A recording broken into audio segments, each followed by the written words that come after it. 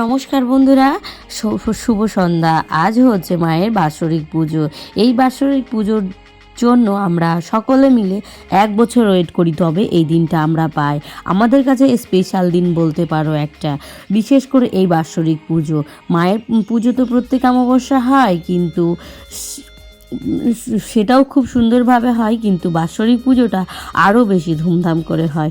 সবাই একসঙ্গে দেখা হয়, একসঙ্গে অনেক গল্প, অনেক মজা এবং অনেক হাসি ঠাট্টায় আর কি, এবং মায়ের পুজো আচ্চা সবাই মিলে একসঙ্গে এই দিনটা কাটাতে আমরা খুব ভালোবাসি।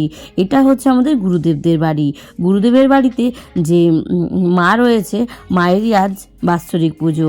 আমাদের সঙ্গে আগের ব্লগগুলো তো শেয়ার করেছিলাম মাকে স্নান করানো এবং আমাদের সঞ্জম পুজোর আগের দিন আমরা সঞ্জন করে ফেলেছিলাম মঙ্গলবারে। আজ হচ্ছে বুধবার সন্ধে ওই 8টা মতো বাজে। আর আমাদের সারাদিনের ব্লগগুলো যদি তোমরা দেখতে চাও, প্লিজ আগের ব্লগগুলো তোমরা দেখে নিও, পার্ট 1 পার্ট 2। তো বন্ধুরা, যাই হোক, সেই ভিডিওর লিঙ্কগুলো আমি ডেসক্রিপশনে দিয়ে নেবো, তোমরা গিয়ে দেখে নিও প্লিজ। আজকের ভিডিওটা পুরো স্কিপ না করে দেখো, খুব মজা লাগবে এবং খুব মনে আনন্দ হবে। তো চলো আজকের ভিডিওটা তোমরা দেখতে থাকো।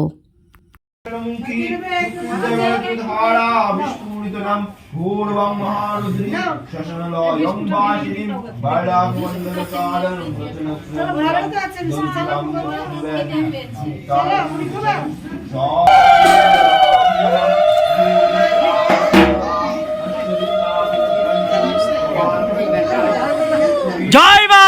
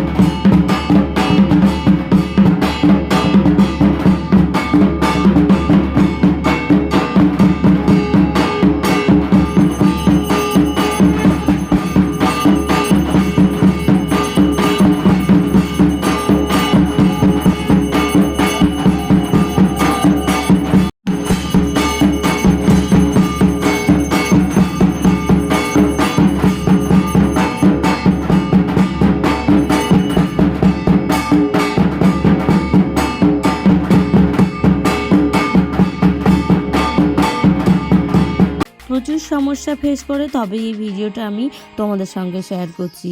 কারণ কি, মন্দিরে হচ্ছে ছোট জায়গায় স্পেস নেই, সেই কারণে আমি ব্লগটা ঠিকঠাকভাবে করতে পারছি না। বাইরে দেখো, এখন পঞ্চপ্রদীপগুলো জ্বালানো হচ্ছে, পঞ্চপ্রদীপগুলো জ্বালিয়ে নিচ্ছি। আর দেখতে পাচ্ছ সবাই একে একে মনোযোগ দিয়ে আস্তে আস্তে করে সবাই সুস্থভাবে কাজটা সম্পূর্ণ করছে। আর এখানে সত্যি কথা বলতে এই আরতির সময় যেন একদম মনটা খুব আনন্দে ভরে যায়। আরতি এবং এই পঞ্চপ্রদীপগুলো যখন জ্বালায় না একটা ভেতর থেকে একটা আলাদা ফিলিংস হয়, আলাদা অনুভূতি হয়। তো যাই হোক, সেটা আর তোমাদের ওই ভেতরের অনুভূতিটা আর শেয়ার করতে পারছি না। তো চলো, আমরা খুব মজা করি এই পুজোটায়, আর খুব আনন্দ করি, খুব হই হুল্লোড় করি। মায়ের পুজো, বাৎসরিক পুজো বলে কথা, আমরা অনেকটা দিন শুধু ওয়েট করে থাকি যখন পুজোটা চলে আসে। এই বাৎসরিক পুজো আছে, এই বাৎসরিক পুজো আছে বলে আমরা সবাই আলোচনা করতে থাকি। আর হুট করে দেখো বাৎসরিক পুজো চলে এলো এবং পুজোটা হয়ে সম্পূর্ণ হয়ে যাচ্ছে আস্তে আস্তে। চলো, এখন হচ্ছে মোমবাতি তারপরে ধূপকাঠিগুলো মায়ের মন্দিরের সামনে জ্বালিয়ে মাকে অর্পণ করে দিয়ে তারপরে আসবে আবার ভোগ নিবেদন। মায়ের এখনও প্রচুর ভোগ বাকি রয়েছে, তো সেগুলো তোমরা সব একের পর এক দেখতে থাকো, খুব ভালো লাগবে।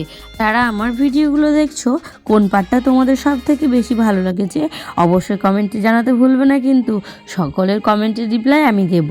তো বন্ধুরা, যাই হোক, এদিকে আনন্দ সহকারে দেখতেই পাচ্ছ পঞ্চপ্রদীপগুলো জ্বালিয়ে ফেলছি। ধর্ম যার যার, বড় মা সবার, এই কথাটা আমি মানি।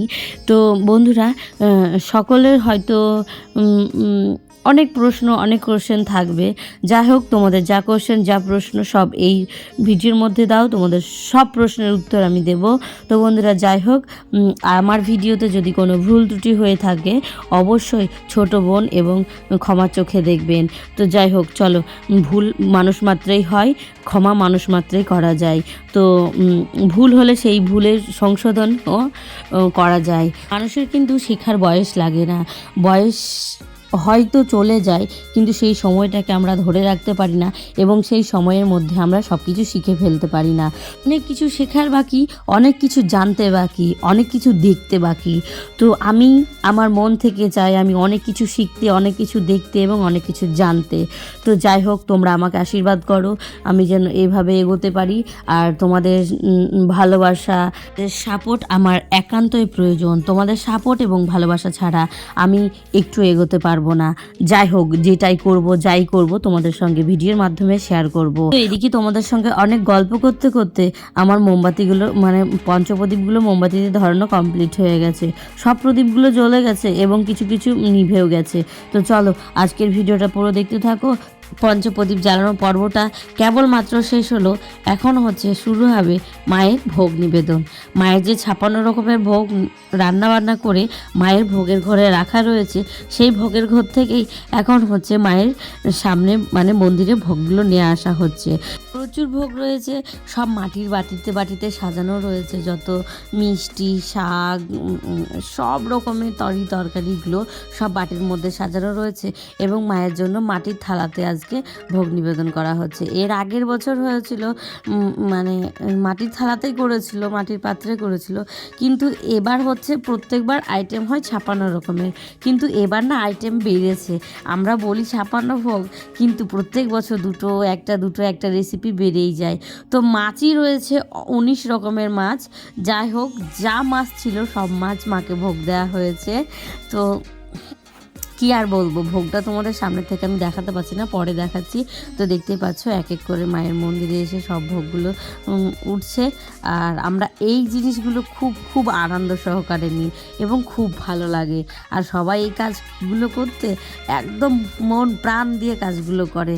দেখতেই পাচ্ছ, এই যে আমি, আর এখানে রয়েছে ভাই, আরও আমাদের সব গুরু ভাই বোন, এরা সবাই। তো সবাইকে তো এর আগের ব্লগে দেখেছো, হয়তো সবার নাম বলাটা আমার এখন পসিবল হচ্ছে না।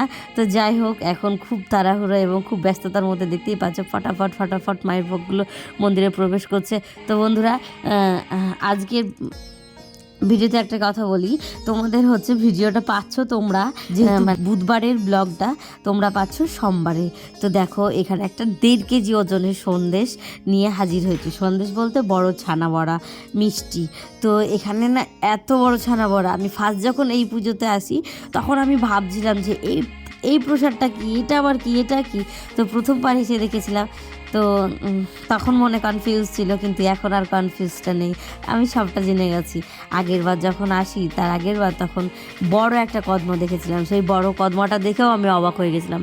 এত বড় কদমা আমি এই প্রথম দেখলাম মায়ের বাৎসরিক পুজোতে, কোনোদিন দেখিনি। সত্যি কথা বলতে প্রথমবার এসেই মন ছুঁয়ে গেছিলো আমার এই পুজো দেখে। তারপরে দেখো, আমরা এখন প্রত্যেক বছর মা আমাদের টেনে নিয়ে আসে। আমরা আসি না, আমরা আমাদের মন চাই আসি, কিন্তু মা যদি না চায় কিন্তু আমরা এসে পৌঁছাতে পারবো না। সবটাই মায়ের কৃপা, মায়ের সবই মহিমা। যাই হোক, এইদিকে দেখতেই পাচ্ছ এক এক করে সব ভোগগুলো নিয়ে আসা হয়েছে। আর এটাকে তোমরা কি বলো আমি জানি না, এটা পুরো বাতাসার দিয়ে বানানো, ভোগের ওপরে সাজানো থাকে। এটার নাম আমাকে বলেছিল, কিন্তু যেহেতু আমার এই সময় মনে পড়ছে না। তো যাই হোক, এই যে দেখতে পাচ্ছ হাতের মধ্যে কত বড় একটা কদমানা, প্রায় কতটা ওজন হবে তোমরা আইডিয়া করো? হয়তো ফোনে ছোট লাগছে দেখে, কিন্তু যখন এই সামনে থেকে দেখবে জিনিসগুলো এত সুন্দর লাগবে যেন একদম সত্যি আমি মানে বলে বোঝাতে পারবো না তোমাদের, এত সুন্দর লাগে আমার এই জিনিসগুলো। আর মায়ের যেই ভোগ সাজানোর পর দেখতে এত সুন্দর লাগে, যদিও মায়ের ভোগের উপর নজর দিতে নেই, মাই নজর দেবে। তো এটা মন ছুঁয়ে যাওয়ার মতো একটা জিনিস, যে সারাদিনের কষ্টের ফল এখন এই যে মায়ের সামনে অর্পণ করলে তখন যেন সব একদম শেষ, মানে সব মিটে যায়। এইদিকে মায়ের সাজের জিনিস রয়েছে, আলতা, সিঁদুর, সেন্ট, ধূপকাঠি, মোমবাতি, সব কিছু, সাবান, শ্যাম্পু, অর্ঘ্য, সব কিছু দিয়ে মায়ের একটা সাজের জিনিস, আর এদিকে ভোগের জিনিস। আর বাকি ভোগগুলো হয়ে গেছে, সেগুলো ঘরের মধ্যে নিয়ে যাওয়া হয়েছে, কারণ অনেকটা ভোগ, সেই কারণে মন্দিরে জায়গা হচ্ছে না। আর এখন এই ভোগের সময় মন্দিরে কারো থাকা হবে না, সেই কারণে সবাইকে বাইরে রাখা হয়েছে, আর ভেতরে পুজো হচ্ছে।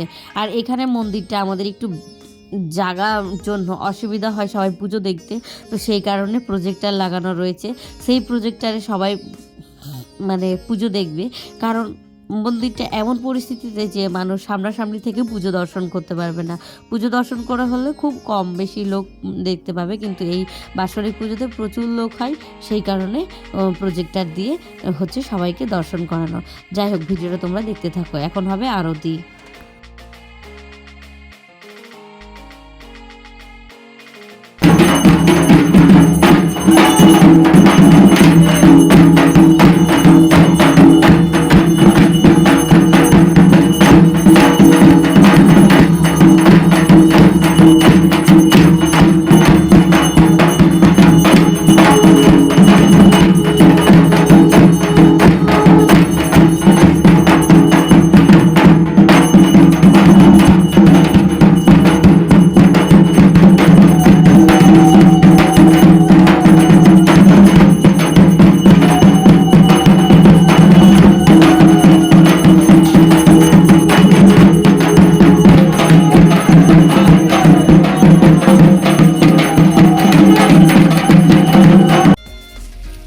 জয় মা দক্ষিণা কালী কি জয়, জয় মা দক্ষিণা কালী কি জয়, জয় মা দক্ষিণা কালী কি জয়।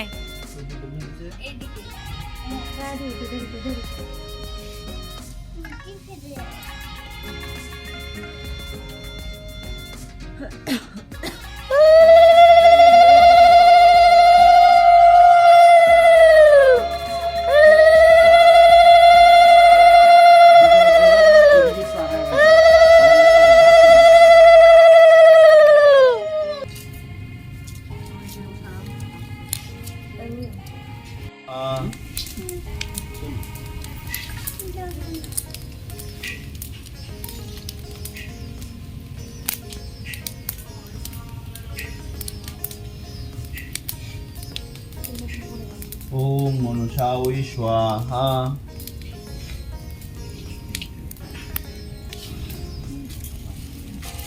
না করবে মা আবার করবে।